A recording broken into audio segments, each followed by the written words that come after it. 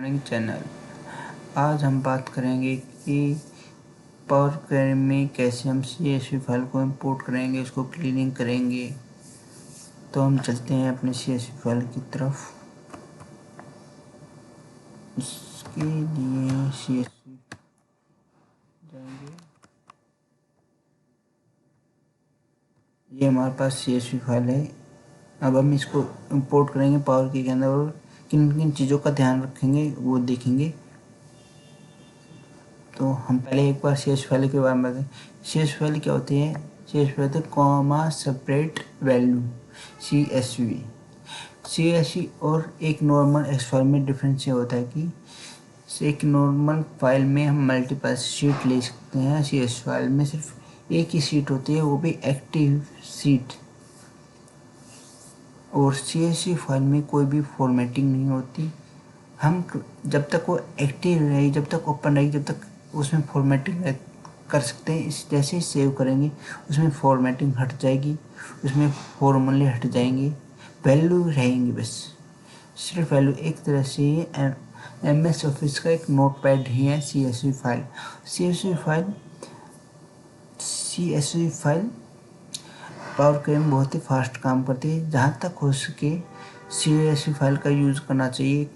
जैसे हमें आगे हम सीखेंगे मर्ज करना, तो उसके लिए जहाँ तक हो सके हम आर्टिकल मास्टर या कुछ भी मास्टर हो उससे लिंक करना हो, VLOOKUP लगाने के लिए मर्ज करते हैं। उसके लिए हम CSV जहाँ तक हो सके हमें CSV का यूज़ करेंगे। अब हम देख रहे थे CSV कैसे डिफरेंस है। नंबर 1, CSV कभी भी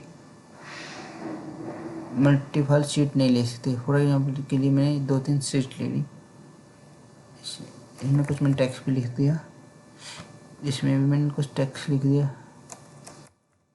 और यहाँ पे मैंने कुछ फॉर्मेटिंग कर देता हूँ। यहाँ पे हेडर पे, जिसमें हेडर येलो कलर में कर दिया, और यहाँ पे मैं प्लस भी कर देता हूँ कुछ फंक्शन लगा के। इसका मैंने प्लस भी कर दिया एग्जाम्पल के लिए, फंक्शन लगा दिया। और दूसरा, CSV फाइल में टॉप में जो जितने भी ब्लैंक होते हैं ऑटोमेटिक ही रिमूव कर देता है। जैसे कि मान लीजिए हमें first, second, third, fourth column row बिल्कुल ही ब्लैंक है, और 5 पे हमें एक्टिव इसमें कुछ टेक्स्ट से अबाउट जितने भी ब्लैंक हैं सबको रिमूव कर देगा सेव करने के बाद। मैंने सेव किया, इसको बंद किया, सेव किया।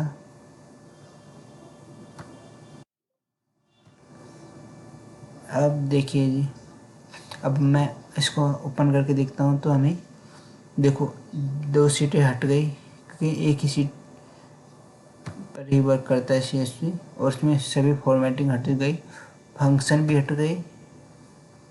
तो ये बेनिफिट है एक तरह से माइक्रोसॉफ्ट की एक्सेल नोट पैड है। अब हम इसको कैसे पावर क्वेरी में यूज करते हैं वो देखते हैं। एक कोई भी मैंने यहाँ पे एक्सेल ओपन किया, न्यू वर्कबुक, एक डाटा टाइप में गए, गेट डाटा ट्रांसफर में गए, ओपन फाइल में, और यहाँ पे CSV होता है। अब हमें किस चीज़ों का ध्यान रखना होगा, मैं उन्हीं टॉपिक की बात करूँगा सिर्फ। ये मैंने एक फाइल CSV जो आपको अभी दिखाई उसको इंपोर्ट किया।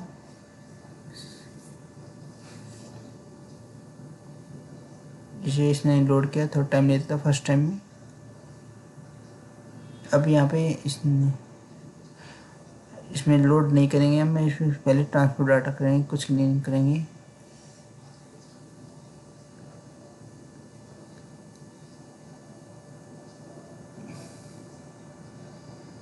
अब हम यहाँ पे देखेंगे कि हमारी यहाँ पे ब्लैंक है, हमारी ये टेबल यहाँ से फिर कॉलम रो से शुरू होता है। हम टॉप के 4 को रिमूव करेंगे, तो रिमूव करने के लिए रिमूव रो पे जाएंगे, टॉप 4 में 4 कॉलम 4 करेंगे नंबर ऑफ कॉलम 4 करेंगे, ओके करेंगे। इसने ब्लैंक रो डिलीट कर दी। अब हम क्या करेंगे, इस कॉलम को फर्स्ट रो को एज हेडर बनाएंगे, ट्रांसफॉर्म जाके फर्स्ट रो एज हेडर करेंगे। अब देख यहाँ पे देखो प्रमोट हेडर एक स्टेप बन गया और सेकंड स्टेप ऑटोमेट बन जाता है। पावर पे ऑटोमेट डिटेक्ट कर लेता है डाटा टाइप को। जैसे ये टेक्स्ट में है पूरा, ये टेक्स्ट में कर लिया इसने इसको, इसमें मल्टीपल टेक्स्ट। और इसके बाद हम हाँ, इसमें CSV फाइल में इन 2-3 चीज़ों का हमेशा ध्यान रखना। सोर्स में कभी भी हम CSV में सोर्स में यहाँ पे CS फाइल की लोकेशन चेंज हो जाता है, यहाँ पे लोकेशन चेंज कर सकते हैं, या दूसरी हमें CS फाइल अटैच करनी है तो यहाँ पे चेंज फाइल अटैच कर सकते हैं। ये सेकंड नंबर CS डॉक्यूमेंट, इसका डाटा टाइप बताता है। यहाँ पे हमेशा लाइन ब्रेक में अप्लाई और लाइन ब्रेक होना चाहिए, और जहाँ पे कॉलम कभी भी हो जाता है कि हमारे शीट का डाटा गलत हो जाता है, पर तब हमें इस यहाँ पे ये देखना चाहिए कि लाइन ब्रेक हमारा अप्लाई और लाइन ब्रेक है या और दूसरा कोमा होना चाहिए। कभी भी अगर कुछ गलती हो रही हो तो यहाँ से हम सुधार सकते हैं उस गलती को। इसके बाद मान लीजिए हमारे CSV फाइल में 2-3 कॉलम ऐड कर दिए, तो हमें यहाँ पे भी हमें ऐड करने होंगे। यहाँ पे हमें इस टेबल में 14 कॉलम है, देख सकते हैं आपको, देखो हाँ यहाँ पे 14 कॉलम है और ये हमें नहीं चाहिए, इसको यहाँ पे हटा सकते हैं। घटाना यहाँ पे ही होगा, 1-3 कर दिया हमने, ओके किया। अब देखना यहाँ पे एक एरर आएगी क्योंकि ये कॉलम अभी हमने हटा दिया है, तो इसको एरर, क्योंकि डाटा टाइप तो उसको बन गया था। अब हमें यहाँ पे उसको हटाना होगा मैनुअली 12 को, ये रहा उसका, क्योंकि इसका डाटा टाइप हटेगा नहीं जब तक हमें यहाँ पे मैनुअल हटाएंगे नहीं। इसको हमने यहाँ सिलेक्ट किया और ये कॉलम भी हटाएंगे। अब क्लिक करेंगे, अब इसके बाद देखेंगे, अब यहाँ पे भी एक एरर बनेगी क्योंकि यहाँ पे भी हमें हटाना पड़ेगा 12 नंबर। ये क्या है कि कॉलम नंबर 14, अच्छा वो यहाँ पे वो उसका कॉलम नंबर 14 था, इसलिए ये भी हटाएंगे। डाटा टाइप भी यहाँ पे हट गया कि हमने एक रिमूव किया है इसको, वो कॉलम नंबर 14 था उसी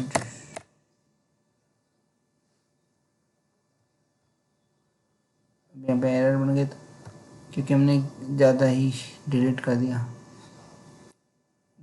तो हम इसको हटा भी सकते हैं क्योंकि हमारे डाटा ऑटोमेट पर नहीं गया, या हम इसको भी हटा सकते हैं, दोबारा अपनी मर्जी से भी बना सकते हैं डाटा कोई। अब यहाँ पे हम डाटा टाइप ऑटोमेट डिटेक्ट करना हो तो यहाँ पे हम जाएंगे, डिटेक्ट डाटा टाइप कर दें। इसने सिस्टम ने ऑटोमेटिक डिटेक्ट करके डाटा टाइप बना दिया है। अब हम यहाँ पे एक मर्ज फंक्शन देख लेते हैं, मर्ज कॉलम। मान लीजिए हमें दोनों को मर्ज करना हो, कंट्री और प्रोडक्ट को मर्ज करना हो, तो जो भी हमें फर्स्ट सेलेक्ट करेंगे, सेकंड नंबर सेकंड सेलेक्ट करेंगे। अब ऐड कॉलम पे जाएंगे, हमें एक नए ऐड कॉलम में करना हो मर्ज कॉलम, इस पर क्लिक करेंगे, मर्ज कॉलम का नाम दे देंगे, कुछ भी दे देंगे, मैं यही नाम रखता हूँ। सेपरेटर में हम क्या दोनों के बीच क्या सेपरेटर यूज़ कर रहे हैं, मैं डैश यूज़ कर रहा हूँ, आप जो भी यूज़ करना चाहे कर सकते हैं। क्लिक किया, मैंने डैश यूज़ करता हूँ ज़्यादा, मैंने यहाँ पे डैश यूज़ किया, और एक कॉलम जो भी नया कॉलम ऐड होगा सबसे लास्ट में होगा। हम इसको मूव भी कर सकते हैं आगे पीछे जैसे भी चाहे। अगर हमें फर्स्ट में करना है तो राइट क्लिक करके मूव फर्स्ट कर सकते हैं, बिगिनिंग, और एंड में ले जाना तो एंड कर सकते हैं, मुझे बिगिनिंग में ले जाना तो बिगिनिंग कर दिया। इसके बाद अब मान लीजिए हमें इसमें से डुप्लीकेट रिमूव करना तो राइट क्लिक करके, अगर मान लीजिए मेरे आर्टिकल में डुप्लीकेट है तो राइट क्लिक करके रिमूव डुप्लीकेट ऑप्शन से डुप्लीकेट कर देंगे, पर मेरे इसमें है नहीं तो ये होगा नहीं क्योंकि मेरे इसमें सभी यूनिक है। अब इसमें ये था पावर क्वेरी में हम कैसे इसको इंपोर्ट करते हैं CSV की। पावर क्वेरी एडिटर कभी भी रो फाइल में चेंज नहीं करता। जो भी रो फाइल होती है जो वो सुरक्षित रहती है, अपने सिस्टम के अंदर ही वर्किंग करके हमें आउटपुट देता है। रो फाइल के साथ कोई भी छेड़छाड़ नहीं करता, बस उस पर क्लीनिंग करता है।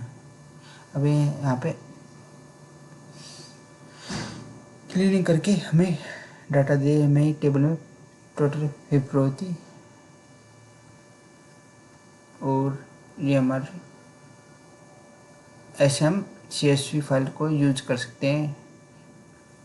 नेक्स्ट वीडियो में देखेंगे हम फोल्डर से कैसे मल्टीपल फाइल को इंपोर्ट करते हैं। तो आपको ये वीडियो अच्छा लगा हो तो लाइक करिए, सब्सक्राइब करो, अपने दोस्तों के साथ शेयर करिए। Thank you, bye.